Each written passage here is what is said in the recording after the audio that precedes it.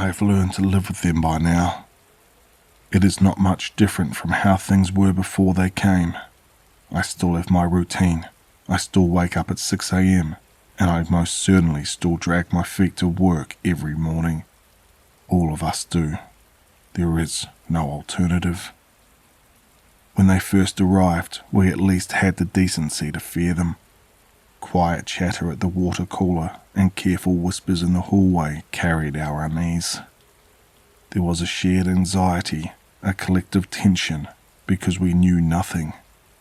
What are they? What do they want? Why are they not doing anything? Our little town quickly developed a system.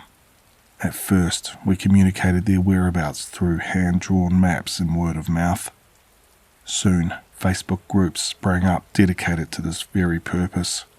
And now, thanks to some local software engineers, we even have an app, documenting the locations and behaviours of unwanted visitors.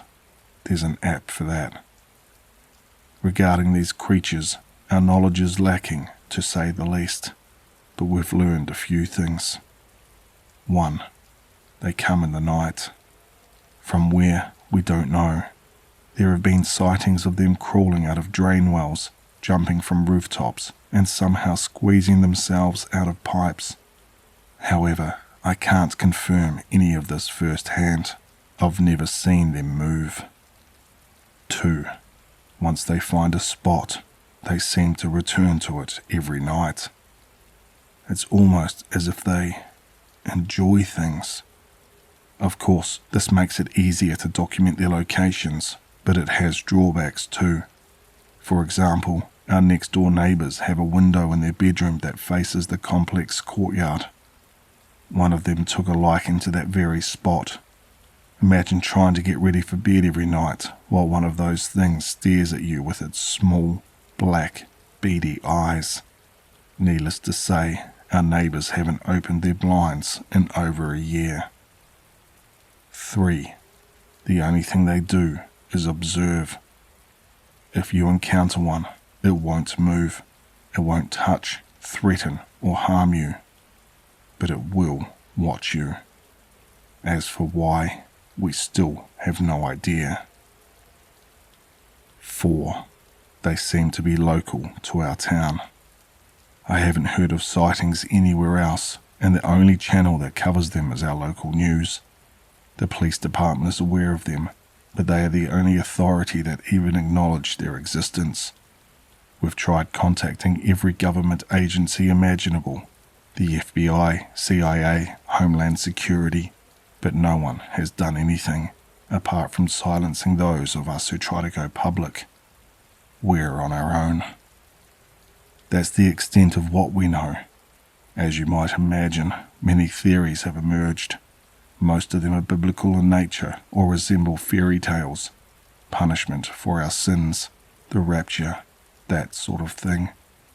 The most interesting theory I've heard suggests that they were once normal humans, sent by a foreign power to intimidate and destabilize us. But if you've ever seen one, you'd know immediately that they are not human. I still remember my first encounter, the first encounter anyone ever had. It was a foggy Thursday night, just past midnight. I stayed late at the office, finishing up a report that wasn't due for another week, but anything to avoid the silence of my apartment. The streets were deserted as I walked home, the dim glow of streetlights failing to cut through the mist. That's when I saw it. At first, I thought it was a person, a shadow slouched against the wall of the laundromat. But as I got closer, my steps faltered. It was taller than a person should be, impossibly thin, like someone had stretched it. Its limbs were too long, dangling in strange angles as it hunched forward. It didn't seem to have a face, not really, just smooth, pale skin that shimmered slightly in the light. And then there were the eyes. 2 small, black beads, unmoving, unblinking, fixed directly on me.